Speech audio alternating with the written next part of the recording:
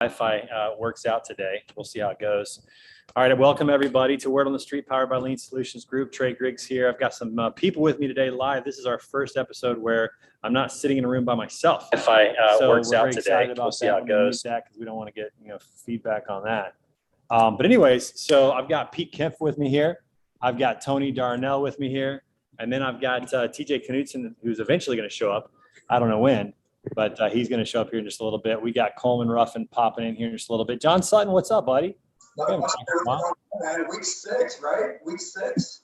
I know this is, well, technically we are now into week 7 of the trip because we've completed 6 weeks. Yesterday was the completion of 6 weeks. So now we're into week 7. So you guys can actually scoot closer now. I did this so that we could have, we're just going to be really close today. That's just how it works. So not a problem. Is there in Indiana that takes more than an hour? What about Indiana? Is there anything fun to do in Indiana? Normally people just pass through. Is there anything fun to do in Indiana? Man. Did you hear that? These guys live here. That is just so rude. My goodness. Hey, I'm throwing stone at glass houses. I'm from Missouri. Did you visit Larry Bird's aunt? Yeah, I mean, Hey. it's way south in French Lick. Yeah. It's not even close to here. We're in northern Indiana, which is right next to Michigan. It's a beautiful country. It's like the Midwest, but with a little flair of the Northeast because you get some tall trees. You got the lakes nearby, so you get a little water. It's actually quite nice. I'm liking being here. I can't believe how rude you are, John Sutton. That's amazing. That Midwest kind of Crazy. He's from St. Louis, but like what in the world? I mean, he's from my hometown. He's just blasting on you. But I have to say this: if you're in St. Louis, a Hoosier is a bad thing. Right. If you're in Indiana, a Hoosier is not a bad thing. So Yeah, it is. We're Boilermakers. Oh, really? So it's still bad. It's not the most endearing term here, that's for sure. All right. Well, that's true. If you're a Hoosier in St. Louis, it's not good. So Raquel, what's up? Hi, everyone. 2 days. I know. Oh, I'm such a lucky man. Raquel is like world famous now. She's everywhere. I'm trying. Hey, listen, don't be jealous, but I have a signed copy of her book now. So very I know. excited about that. It'll be worth I know you something have- someday, that's for sure. Big money. Someday, worth something right now. What? So rude today, man. No. I know it's worth something right now. I'm talking millions later on. Come on now. just keep Yeah. keep doing that. So Nathan, what's up, buddy? He'll be with us shortly. There you are. What's up, man? How are y'all? Wearing the Tranco swag today? Yeah, it's my I accidentally dressed like a dad today by some everybody asked me if I'm going to Home Goods or something after work. It's my relaxed day. I got to have time for it.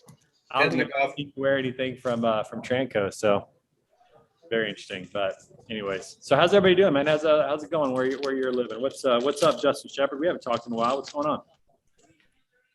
Oh, recovering from some motorcycle injuries. Oh, Getting ready to. Got any evidence? Got any video or picture evidence? No. I mean, I could like show you some bruises on my ankle, my elbow, my wrist, and stuff like that. But it's just silly stuff. It was nothing too extreme. Okay, so we got to work on teaching my son how to ride his new motorbike. I demonstrated how to go over the bars a couple of times. So oh. if you do this, you're going to get hurt. like Watch. when you ride into sand like this, watch. Right over. Right. So we definitely need to come up with a better story than that because you got with this you have an opportunity to talk about something. True. Massive True. jump. I'll say this. Tori Stelling. In college, one of my professors, Dr. Splitstozer, who was like just the most kind of chill guy, kind of dry sense of humor, great storyteller. He came in one day. He was in crutches, had a cast on his leg, and of course, people were like, "Wow, Dr. Splitstozer, what happened?" And he went on to tell this story about how he was, sleeping with some woman, and her husband came home. He had to jump out the window, and he was like, but it sounded just like his history lectures. So everybody was like, "Oh my gosh!" Like crazy, laughing, having fun. And then finally, he told us what really happened. I can't even remember what really happened. The story was just so good. So you should come up with something better. Creepy story about jumping a 50-foot jump and Alien ninja Nazis, waving at the something crowd like that. and rock hit, something, just something good. You should definitely. I'll do better next week. So listen, so Pete and Tony are going to introduce themselves real quick. Nathan, we got Pete Kemp, Tony Darnell, TJ Knutson is right there in that chair, but as you can see, he's late as always. So I want to make sure everybody understands that TJ is late. He can't start his show on time. He can't show up to this on time. I don't even know if he's going to be here to play golf today on time. We'll find out if that's the case or not. But anyways, Pete, tell everybody a little bit about yourself. Pete Kemp, acquaintances with TJ from years ago. I kind of got drugged into this whole circle about a year ago on his podcast. Kicking and screaming. Kicking and screaming. It was not something I necessarily wanted to do, but he's like, oh, Pete, man, you got to do it. I mean, you've all kind of seen him in action, I imagine. Much like Trey, was a teacher in a past lifetime, 15 years, was a head coach of some sort, golf, football, track and field from the age of 22 to 36. On a new career path here, I do lifelong financial planning, guidance, advice, fiduciary advisory now here out of Fort Wayne, Indiana, nationwide company called Creedon Wealth, and just kind of happy to tag along here now. Awesome. Yeah, we got a chance to be on a webinar. It was probably a year ago almost. Yeah, probably. It was not. pretty early on. Yeah. In the pandemic, maybe June or something like that.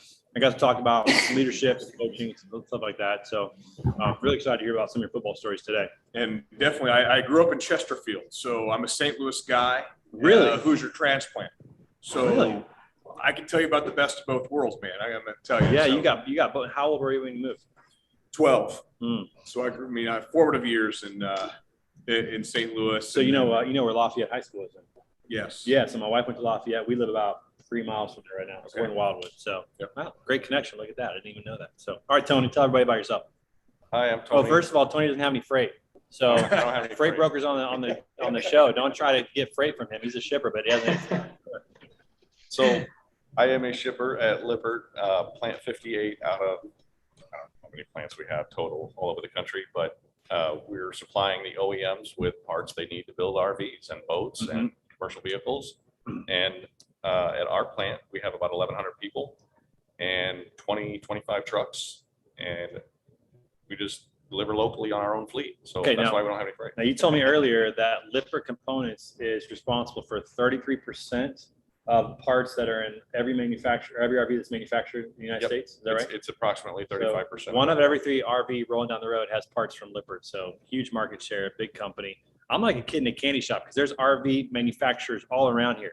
Like we're going to be just flying around this weekend. I think I'm going to get a tour of Lippert. So that's pretty exciting. Although I heard today I don't want a tour of the RV manufacturers, and then I won't want to own an RV anymore if I actually get the tour. So we're gonna skip that tour, but we're gonna do the Lippert tour, which is pretty exciting. So that's I was going to say any discounts you can pass along for our next RV or boat purchase would be greatly appreciated. Thank you. I don't think Tony has the discounts on the RVs, but if you need a new door, for example, for the RV, we might be able to hook you up. I could hook you up with parts. I don't have campers at all. Yeah, so you guys do doors. You were saying you do the awnings. At the plant I'm in, we do awnings, slide toppers, entry doors, baggage compartment doors, Bimini boat covers for your pontoon or fast boat, countertops for the interior.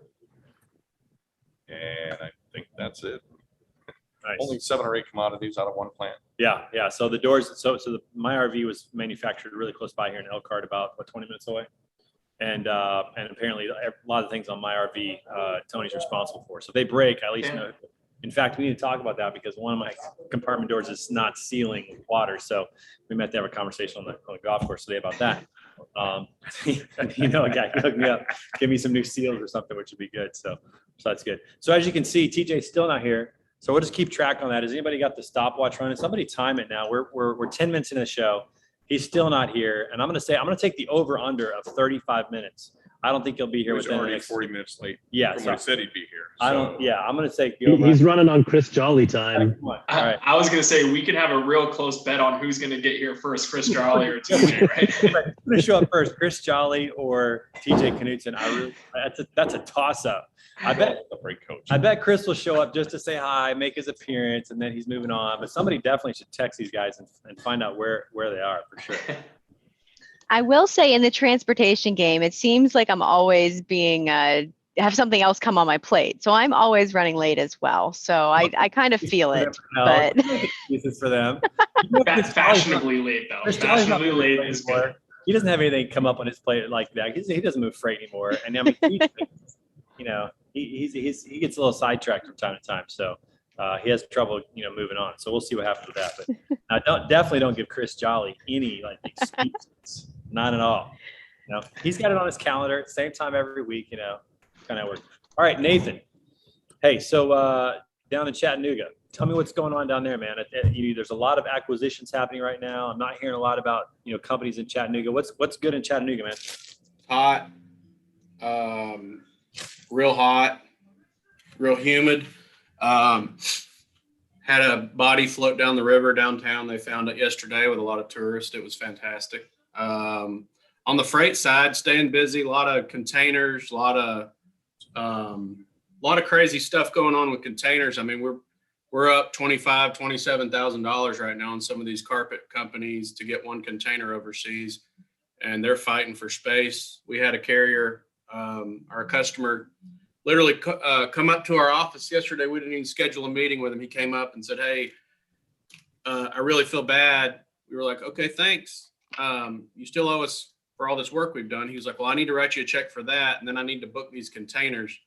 And I'm kind of the poke and prodder guy. I was like, "Well, you told us 3 weeks ago that you found this amazing rate on containers, and I told you all your containers would still be overseas because they wouldn't make the boat for that price." And so now we have like 50 containers to get over here as soon as possible. So it's crazy. I mean, it's acquisition wise, a lot of the mothership brokerages in Chattanooga are getting bought up by larger outfits. Brendan Wilson and Smitty that started LMS here that got bought out by Fitzmark. We all three played at UTC in golf around the same times. We know each other really well. And they're like, they don't come in and buy you because you have a lot of revenue. They don't come in and buy you because they like your people. They come in and buy you because you do one thing that they don't do well, and you do it well. With Smitty and them, it was LTL. Their LTL group has always been really good at LMS. And, in full disclosure, there's times as a broker that, I can either go on Banyan and get a price, or I can call this guy at LMS and let him handle it for me, and it's perfect. He does refrigerated LTL, all the difficult stuff.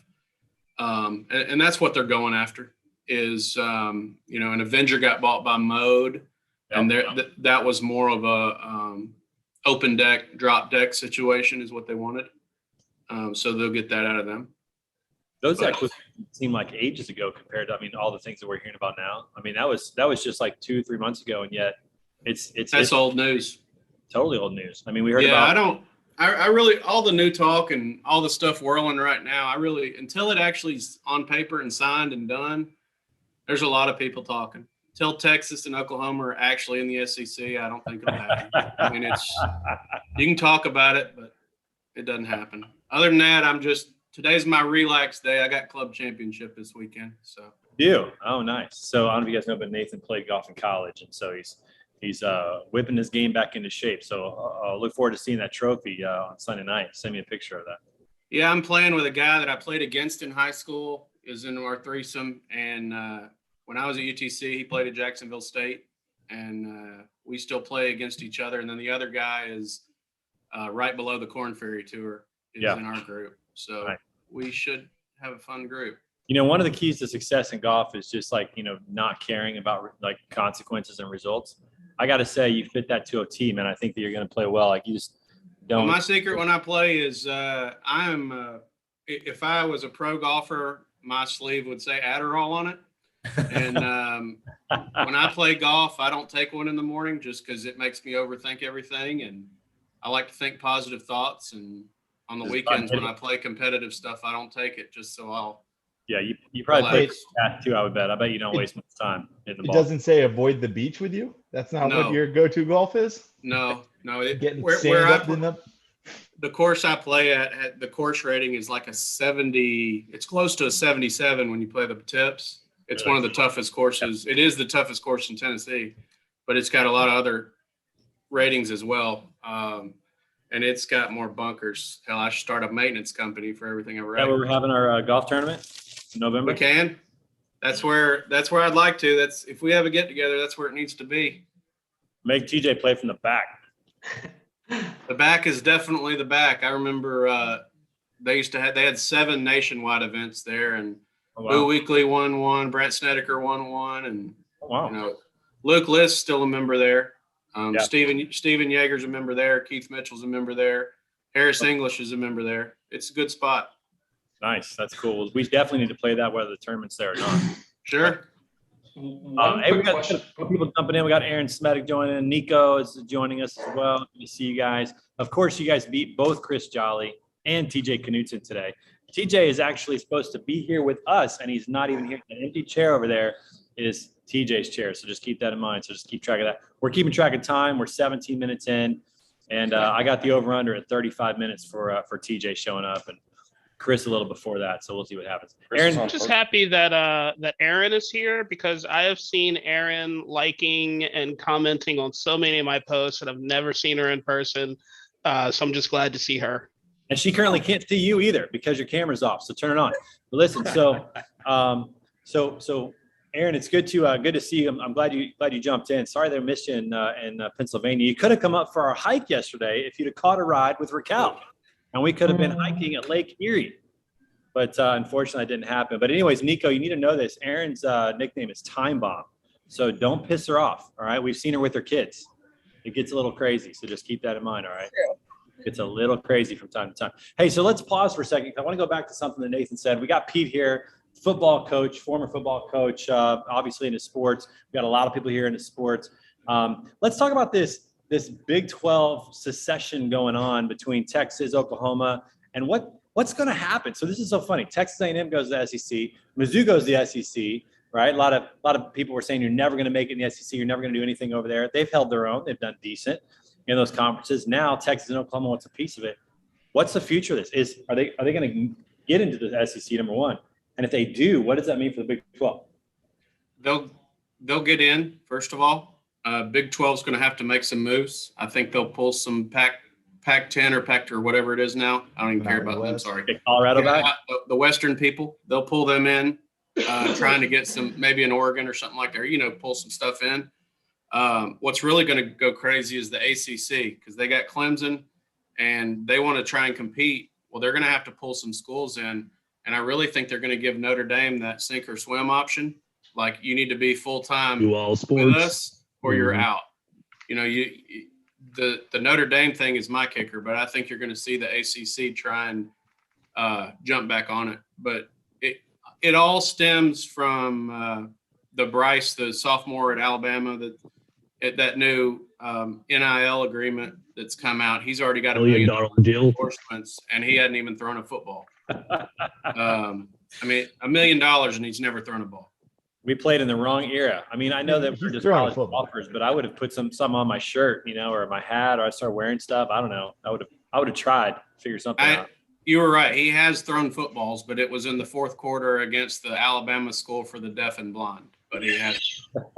Has the thing come out yet that say like Alabama's going to have a ridiculous? They're going to make that Miami deal that like the college hunks or whatever, the American Fight Team support sponsoring the entire school. It's going to be ridiculous what Bama does. It's going to turn into. And that's why I think Texas, Oklahoma, they're like, hey, we're missing out on recruiting, and this is this is the option to change it. This is our chance. And I also think that you think he got a lot of money. Wait till Arch Manning comes out. Oh yeah. Wait. Well, the schools all got Vanderbilt got 1.6 billion just because they're part of the SEC network. Like that. They should get that for the library. Their football games, their library is more crowded during their football games than their stadium. Right. Speaking to that, there was something I saw yesterday on Twitter that it was one of those dumb map things, and it said the most passionate fan base. And this was for college basketball, but it said the most passionate fan base in every state. And for Tennessee, it had Vanderbilt listed. It is. I was like, Vanderbilt's not even the most passionate fan base in their own city. Have you ever been to a Vanderbilt basketball game? Yeah, it's like 3/4 orange, at least when they're playing UT, and then it's 3/4 empty when they're not. They take it pretty serious. Yeah. Anyway, it made me chuckle. Well, here's my Right. question. So if they get Oklahoma and Texas, that puts them up to 16 teams, right? I mean, at what point is it just a super conference and then they just play their own conference or their own national championship? I mean, they're not going to. I mean, if they keep drawing these schools in, I mean, how many schools can you have in one conference? What I'm looking at is 7 to 8 games in your division, East and West, 2 FBS or other games, and a play-in game of 4 teams to get into the SEC championship. Have 4 teams, kind of like a Final Four, and then have the SEC championship be the final, and that'll move on to the college playoff.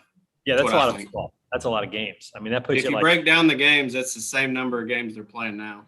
You think so? Mm-hmm. Because they also Without talk paying- about extending the Without playoff. paying, What is it? you 14 know, now? They talked about getting up to 16, 8 or 16. 15 to 16 games is where it's at. Yeah. Greg, look at Greg. He's trying to catch us. Keep going. You're almost there. I feel fat. Limited time today. Slept in. I feel Never fat. stops. I just ate Mexican and Justin's sitting eating the My Pleasure chicken, and then you got Greg trying to catch us. I feel fat today. Well, I'm impressed that you turned the camera on just to make us all feel really guilty about what we're doing. So That was the only reason, right? I just want to make you guys feel bad. I think we should just keep asking great questions and make him talk while he's running. That's what we should do. Rhonda's also. Yeah, making us geez, feel did I bad. miss the memo that we're Yeah, supposed to be on a everyone- treadmill today or something? Oh my goodness. Is that why you guys don't put on your video? Because you make us all feel bad every time?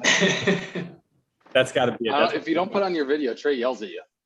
That's why I turned. I don't had it feel off very while bad. Locker room because it's a There's- family show, but I there's- had to turn it on once I got out here. Well, I mean, you're running with a shirt on. I mean, that's family appropriate. So don't worry about that. But here's the thing: if you don't have your camera on, they can't see you on the YouTube live version. Like, there's nothing there, right? So you're just missing out. You're not a part of the show. So if you want to be a part of the show and be part of history here, you got to turn your camera on. Somebody should. There you go, Nico. That's what I'm talking about. With the camera on, everybody can see you, right? And then there you go. Perfect. How you doing, buddy? By the way, thanks for joining. Thank you for having me. I was smoking, so I was doing something that wasn't very family friendly. So I decided not to be on the video while I was doing Greg's that. So. smoking, Greg's working out. You know, it's all good. We're, you know, we got a little bit of everything here. So, Got my Chick-fil-A peach milkshake going on. Justin, man.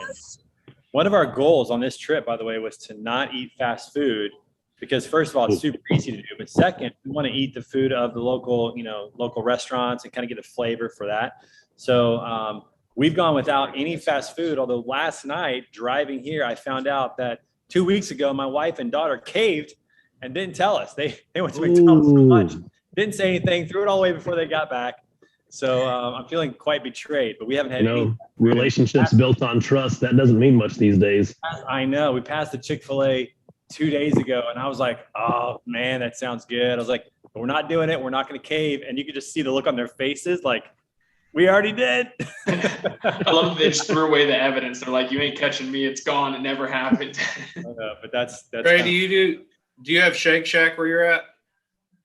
Not in St. Louis. No. Huh? All right. If you see a Shake Shack anywhere in your trip, that I would kind of void that rule while y'all eat there. Like, we should go there or we shouldn't go there? It's one of the best hamburgers you'll ever have. That would have been really good to know like 4 weeks ago because we saw them. We just never stopped anywhere. We didn't know what they were. And we were trying to go to sit down restaurants where it's like maybe a local cuisine or something like that.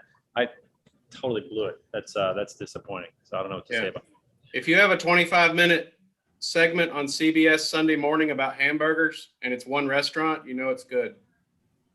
Have you guys been to a Shake Shack? I'm not. Do you have them around here? No. Oh, that's just. Are they in Wisconsin? We could ask Chris. Where are you Johnson. at? Another reason Indiana sucks, right, Coleman? Where are you at? Justin? We're in Middlebury, Indiana, northern Indiana, pretty close to Elkhart and South Bend, Notre Dame, Michigan, state line, pretty close by. So I don't know what's up here, but here's another note. I don't know if can we say this on the air about the manufacturing facilities? Sure. Okay. So as it turns out, a lot of manufacturing facilities in here. Two funny tips about that. First of all, they completely recreate themselves just like carriers do. So what they do is they create a factory, and then they kind of get a little bit of momentum, and then one of the big boys buys them, and then they wait a couple of years and they create another factory. And so every factory here has been started by the same people and just makes everything bigger and bigger. That's fascinating. Correct that if I'm wrong. No, that happens. There are people who are suppliers to the RV business or a separate RV business or brand, and they'll create a product or service that is better, faster, stronger, more reliable. And then as soon as it takes off, it gets bought. Yeah. And so if you look Great at business. like Thor, for example, Thor has like 5 or 6 different lines of products. Each one of those lines was pretty much a different brand that recycled and got bought. So that's pretty fascinating. Now, the really fun fact is that apparently the manufacturing facilities are all meth labs. Is what I There's a lot heard. of drugs. Quite a few. And not only that, but the supervisors are the dealers. Talk about a business within a business. Like that is genius, you know? So you hire people, you get them hooked. Even if you fire them, they're going to come back to you for the other side of business. So I thought that's pretty clever, if you ask me. That's, Breaking Bad in real life, right? that is They're not So- all that way. There are plenty that are. it's quite interesting. But if you go watch a video on how like a Thor RV is made, just, you know, you'll see a lot of people that are working in there. You can make your own, you know, judgments based upon that. But it's somewhat correct based on common stereotypes. So if you like to stereotype, then there you go, you got that. All right, so let's transition real quick. I want to talk about freight because we had a big announcement yesterday. You guys probably saw this. If you haven't, I don't know what rock you're living under, but Uber Freight purchased Transplace, one of the largest acquisitions, maybe the largest acquisition in transportation to this point. And it does some fascinating things for both sides. And I was on Twitter last night, and Craig Fuller from FreightWaves asked the question, what do you think is going to be the biggest transaction, biggest acquisition in freight in 2021? We got 5 months to go still. And I threw out that I thought Amazon might purchase like FedEx and just completely, fulfill its dream of same-day delivery and revolutionize the space. That got shot down. They figure the regulators aren't going to let that happen. But I think Amazon's going to be a part of it either way.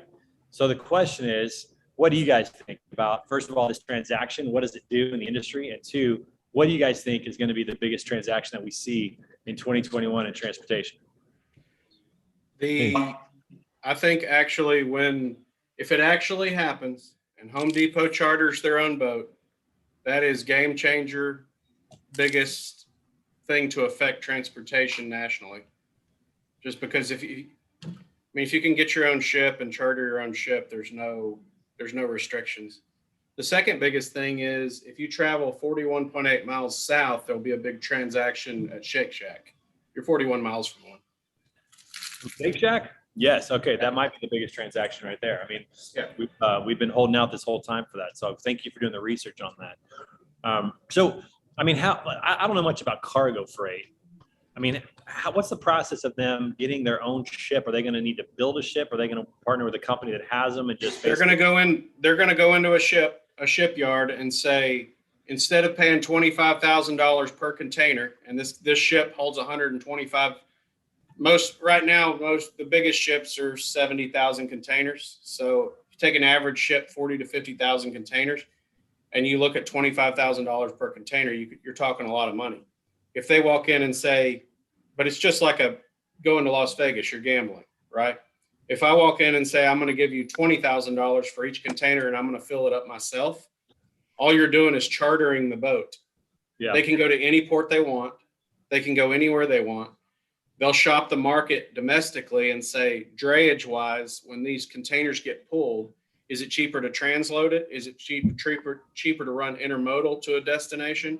Or is it cheaper to dray the container to the final spot? They'll have the opportunity to shop the rates all around the country and figure out what the cheapest transportation is from one point. Once that ship starts, it'll all be unloaded in a day. I mean, it's money saving. I don't think it would all be unloaded in a day. I think they're going to run into a lot of other issues. Right now, Right now, Savannah's averaging a day and a half per ship. That's quicker than the West Coast. That's for sure. Right. But we also, West Coast has, if you do that in transit map, the West Coast is insane. It's nothing like that out here. Are they building more ships? That takes a long time. Are they building more ports? That takes a long time. And are they going to just ride it out and see if they can accomplish everything with their existing infrastructure? Or are they currently trying to upgrade and build more right now? Does anybody know? I personally don't. From one thing that I've heard in like the Port of Oakland, which is a decent sized port, they've been actually trying to up the amount of cranes that they have. So not necessarily more ships or anything, but to make sure that that cycle of ships waiting out at sea is not, in the weeks or whatever it is, but really making sure that they can offload them to make everything more efficient. At least that's one thing that I've heard locally to the Bay Area. Those are still expensive and very difficult to get in place, but that's probably the fastest fix of the three options. Yeah. You know what I could see somebody making a play for? Is something like are they called Valiant or Variant? They're the company with the gray trucks. They were an They're offshoot part of USX. They're part of US Express. Yes, that one. So I would like to see somebody make a play for one of those types of companies. I think that would actually make a lot of sense because their whole business model is kind of different than most other trucking companies, right? Like they made their whole business model around the younger, more tech savvy drivers. So I would think if a major player like an Amazon or somebody like that was going to buy out a direct fleet, I think it would be a fleet that is really technologically advanced because it meshes better with their ecosystem, right? Like you're not going to go out and buy like a Knight Swift, like, because you don't want to have to dismantle that culture into yours. You want to have a newer company that is making a name, I would think. Possibly, but Knight Swift has a lot of resources now, especially with the acquisition of AAA Cooper. I would actually say Knight Oh my Swift. gosh, everybody. Hold on, Nathan. 33 minutes. He did it. He did it. I was completely wrong. I had 35 minutes. I had the over on 35 minutes, and Talk about a solid over/under push right there, though. That was a good number to throw out there. I can work for Vegas after that one. Look at this. He comes bearing gifts. I got a hat now. That's like I had to get them printed. I got a polo. Nice. Wait, does this say Circle on it, or is it just a polo? Oh shit, does it? Let me see. I grabbed it from the box. That was one that didn't get printed here. I'll get you one. I got the Circle polo with no Circle logo on it. I got it in my car. Oh, what a jerk. Just for fun, that's what we did. But at least we got the hat now, which is nice. So that's good. But 35, that was not bad. I'm saying 35 minutes was the over under, and he just beat it. So I'm feeling really good about my ability to create a book at some point. Maybe I can be a bookie. I don't know. We'll see about that. But anyway, so Nathan, continue. Keep going. To kind of echo on what Nico was saying, US Express is about literally 2 miles from here, their headquarters. I wouldn't say they're trending to what Nico's talking about. They're trying to get younger. They're trying to get more tech savvy. They still are very much AS400 integrated right now, which is old school. But they're getting there. The guy that runs their brokerage his name's Lee Connell. He's fantastic. A lot of respect for that guy. He does a great job, and he's really done a great job over there trying to get them over that cusp. But a lot of times, you know how it is in trucking. They have a lot of turnover. We have a lot of trucking companies here and a lot of opportunities, but they do a really good job. And I wish they would, to be honest, get back into the Mexican market. They got out of it. But here's the thing. I would think that the turnover really wouldn't frighten someone like an Amazon, right? Because they're used to using contractors for everything. I used to drive for Amazon Flex. It sucked, but I used to do it. They run contractors in and out of their facilities all day. So the turnover wouldn't matter. What they could do, though, is they could use Valiant's technology of being so electronically and like kind of disconnected from their force as far as like a central location. That completely speaks to their method, right? Like they could scale something like that across the country if they bought the brand. You see what I'm saying? I do. Right now, though, with the contracted stuff, and as someone that is with a company that has a massive contract like that for an auto producing company. The way the rates are right now, these contracts are getting scrapped and thrown away immediately because we lose drivers all the time. Hey, I can turn around right now with this, the way the rates are, the way the money is, I can leave and go drive for the mileage and make this. Mileage is stupid right now. It's crazy. Yeah, no doubt about it. It's pretty wild. Okay, so let's pause for a second. So TJ, as you can see, the right side of the screen are the healthy people who are working out during the show. The left side in the middle is really the people who don't care at all about their fitness. Justin's up there taking in Chick-fil-A, as you can see with the shake there. So we got a wide variety of people today that are giving us what's going on. Nick Rumor, what's up, man? How are you? Not bad. Sorry I was late, guys. But I don't know, like I'm semi-healthy. Does that count? You know, we'll give you credit. I mean, at least you're drinking water. That's good. What's Good. Healthy head of hair. What's the fallout after the Open leaves town? I know it wasn't in Scotland; it was in England this year. But you know, what's the fallout usually when that circus leaves town? Oh, like here, because we've got the Women's Open. Yeah, it's right now here. So that's across. Is it at Carnoustie or St. Andrews? Carnoustie. Carnoustie. Are you going? Yeah. Well, it's 5 minutes from here, so like you see the circus through town. Yeah. I'm working. I do some consultation for the RNA, so we normally get tickets to the local. That's what I want to hear.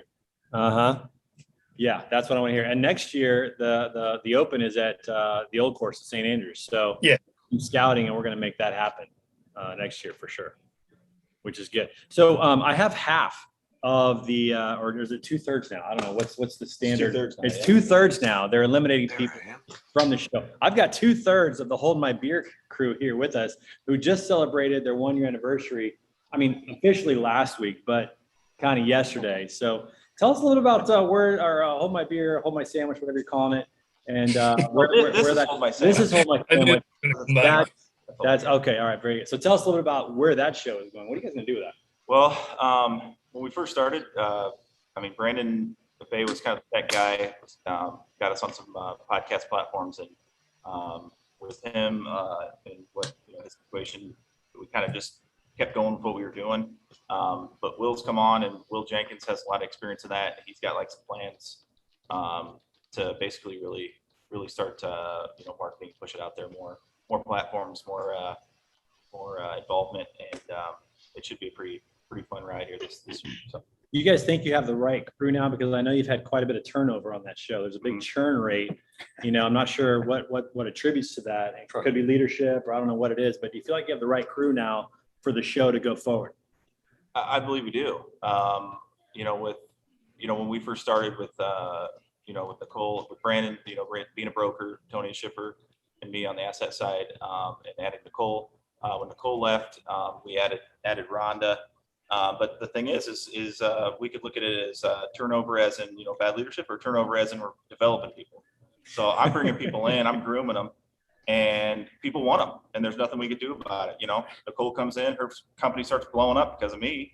And so she's got to go take care of that, right? Rhonda comes in, I sit down and I mentor her. And next thing you know, she's got her own podcast she's got to do. Mike Neem, nobody knew who Michael Neeme was. I taught him how to do cold calls. And next thing you know, he blows up, and now he's got his own Real is Rare thing. So he had to take care of that. So, I got a call from Andrew Silver the other day to take it easy on Will. So I haven't done as much interaction with him so that he doesn't, blow up and get, to the point where he wants to leave. But, Tony's been a great source of companionship so far. So it's been a good ride. So Tony, you're the only other original besides TJ. What's the problem? No podcast, nothing on the horizon for you to. I'm still trying to set my VCR. Yeah, he told me the other day he was going to be late. I was like, "You never got a hold of me." He's like, "I sent it to your pager," and I had to let him know I don't have one. I dialed the rotary, it came around. I did it all. Well, if you haven't caught the show, make sure you do. It's a great show to be on occasionally. They bring in some subs to try to fill in, but it's big shoes to fill for sure.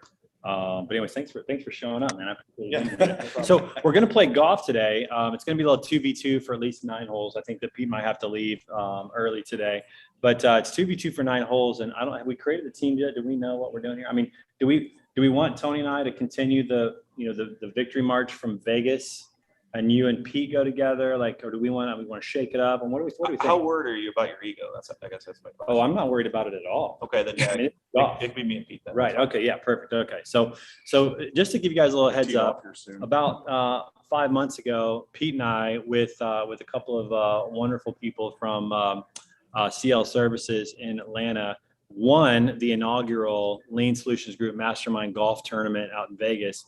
We got the victory hats to prove it. We're going to be wearing those today on the course, just so you know. And so today's going to be round 2. And I believe if we win this one, there's no need for a rubber match.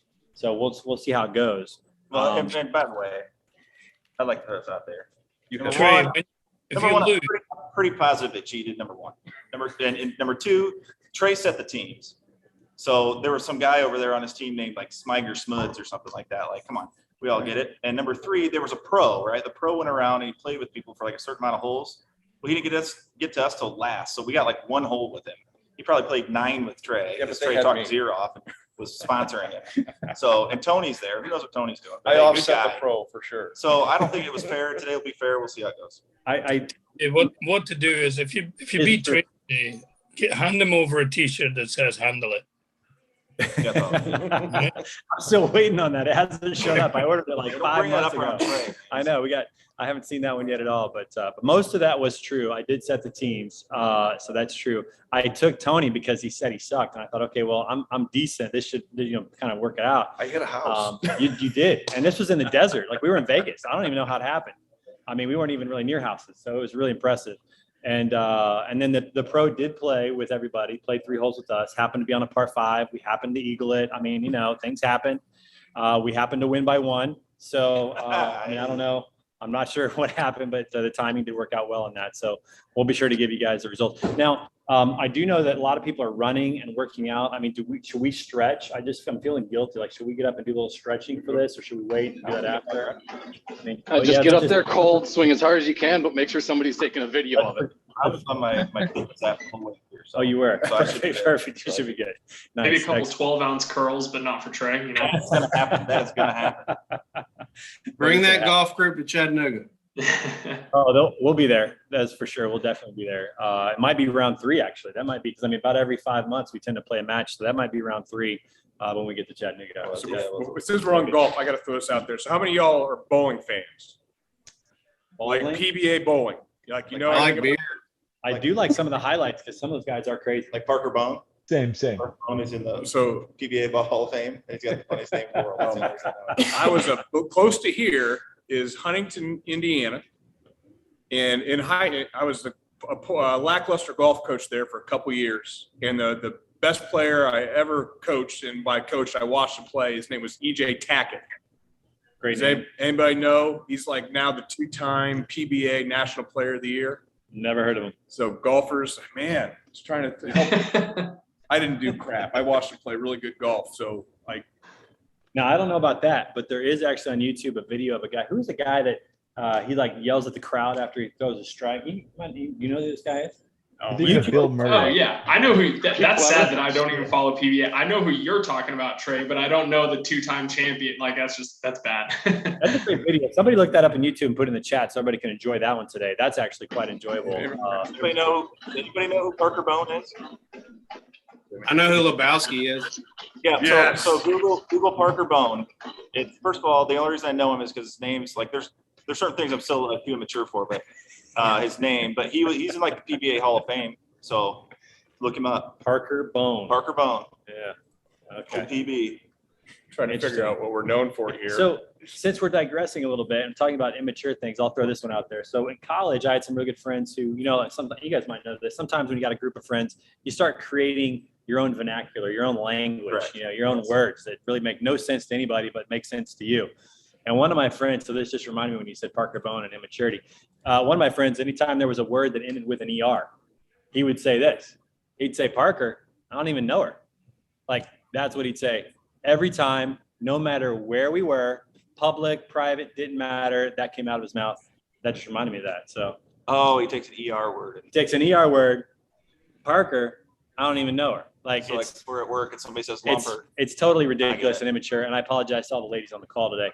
But that name just kind of reminded me that I had to know that one. So Cool Okay. story, Trey. so yeah, I mean, yeah, it's whatever. It just happens. It kind of comes out.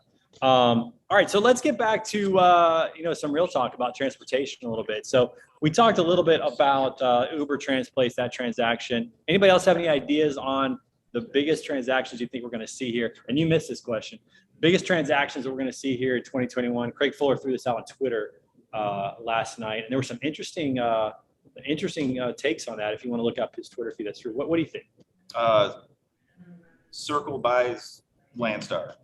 I think that's possible. No. Yeah, exactly. I didn't think that was. But, Circle- You no. mean Circle buys Landstar and provides false driver information and fails on all the loads?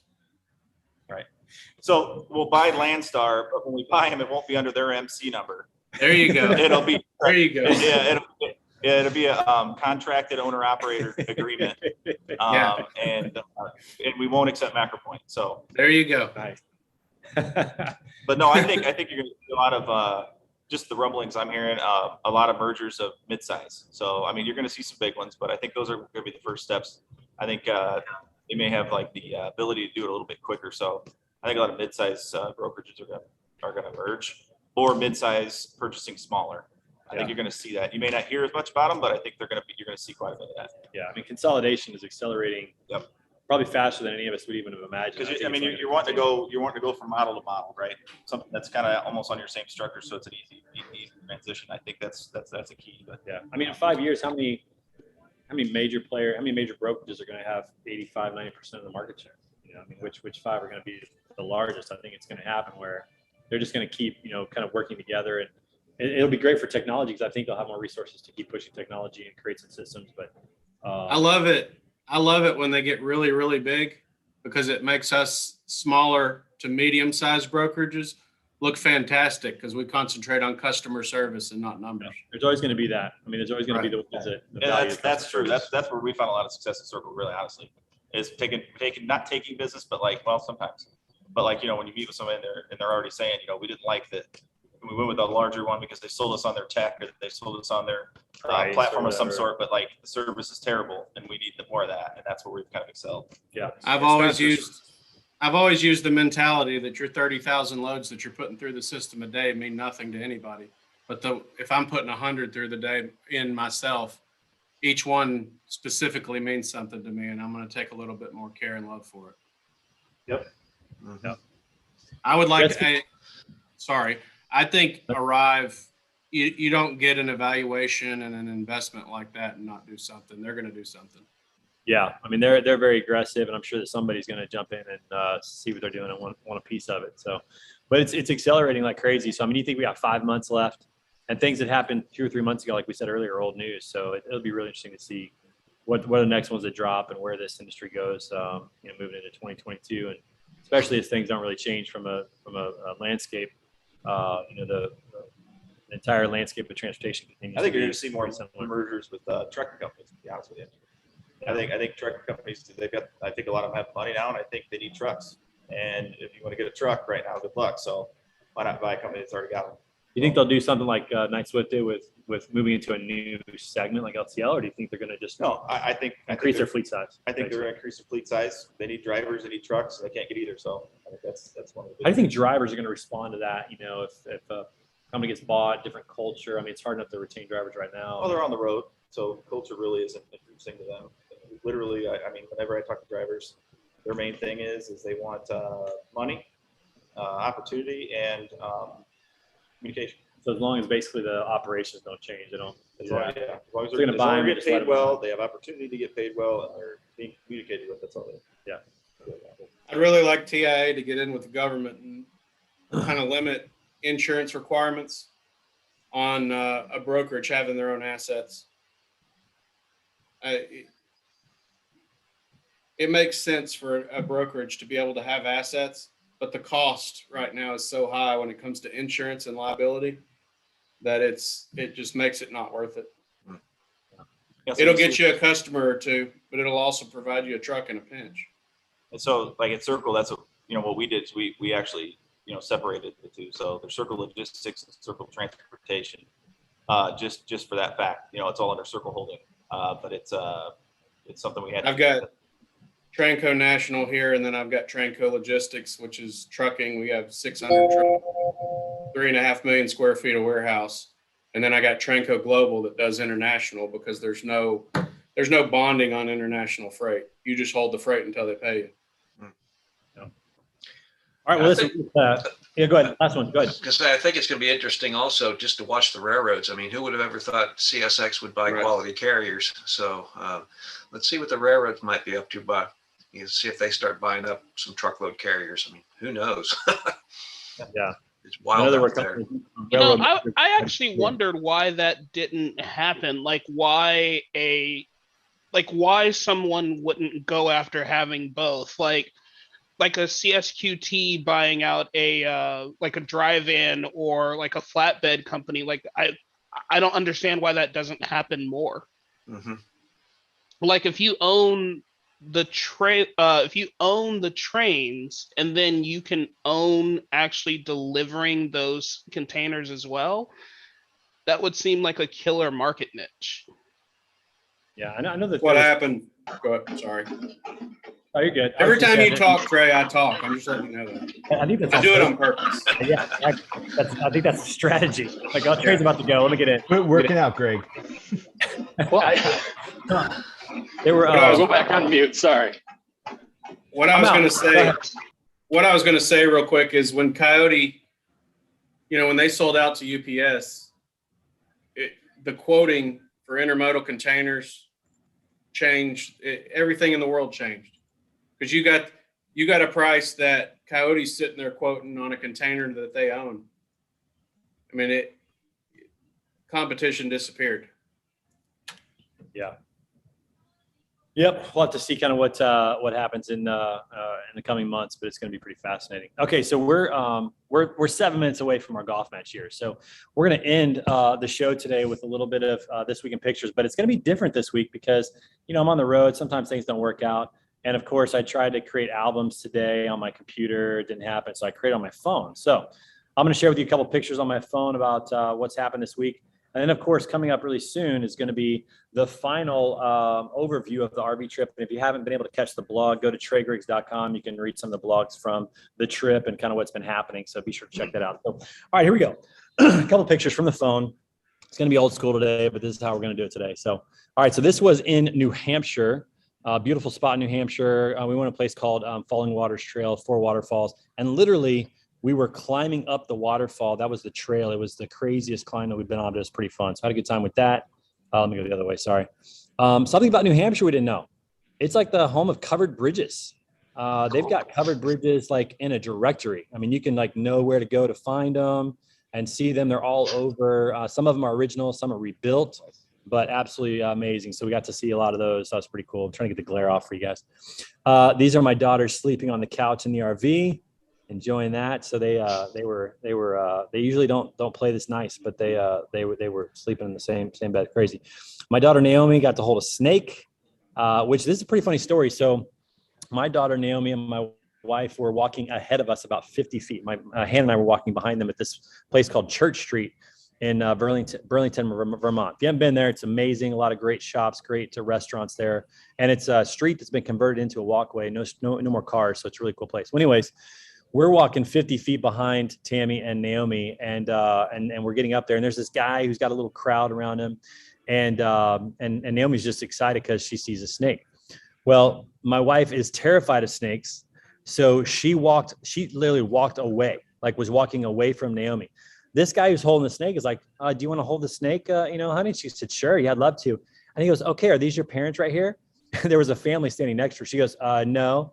She goes, "Oh, where are your parents?"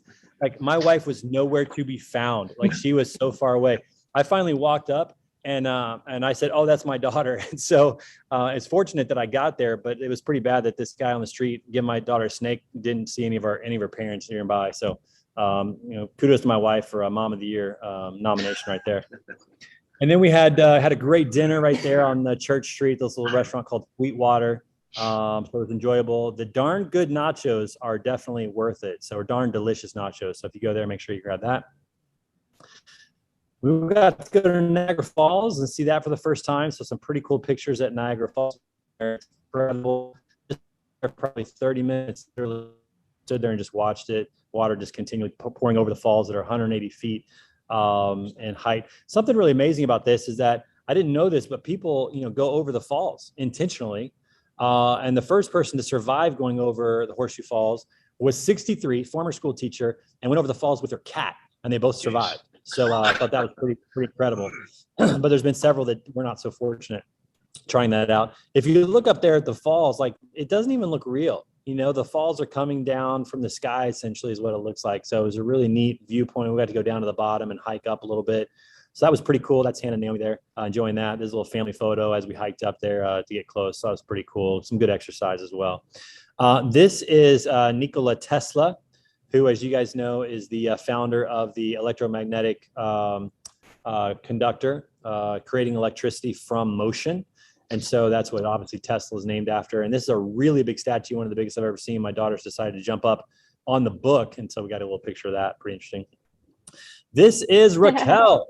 So Raquel and I got to go on a hike. Our families went on a hike together yesterday at Presque Isle State Park, right outside of Erie, Pennsylvania, on Lake Erie. She drove up 2 hours, planned the hike, and even gave me a signed copy of her book. So suck it. So I'm very excited about that. Got to go on a nice hike with her and her husband, John, and then Tammy and the girls and Tiger went as well. So this is us sitting on some petrified dry wood. That was really cool. So we got that, which was pretty fun. So got to meet Raquel, who, as I don't know if you guys saw this, but makes me look tall. Like I love taking pictures with Raquel and Robert Bain. Those people are welcome anytime to take a picture with me because they make me look tall. So very exciting. So that's why you skipped it with me, huh? Yeah, Kyle, we didn't get it. You were too tall. It wasn't going to work out. So last night we stayed at Camping World. If you ever get an RV, you can stay at Camping Worlds if you're a good Sam's member. Some of the best places to stay. There's electricity there and a huge American flag. We pulled up, parked, put the slide outs out, got the TV up, watched a movie. So there's my wife just enjoying a show, and there's the flag in the background and Tiger walking around. So had a great time in Indiana. And that's the last picture today. And folks, that's right at 2:00 Eastern, right on time. So thanks for joining Word on the Street, powered by Lean Solutions Group. Thank you to Pete and Tony and TJ for finally showing up. And for all of you for being on the show, it's always great to see you. I might be back next week, but I'm actually taking a week of vacation. We'll see how that goes at the Wisconsin Dells. But we will have this no matter what. We'll get somebody to host the show. I'd ask TJ, but I know he'd be late, so I can't do that. But we'll find somebody who could do it. And between now and then, you guys have a wonderful weekend. We'll talk to you soon. Good to see everybody again. Bye, everyone. Hit them long and straight, fellas.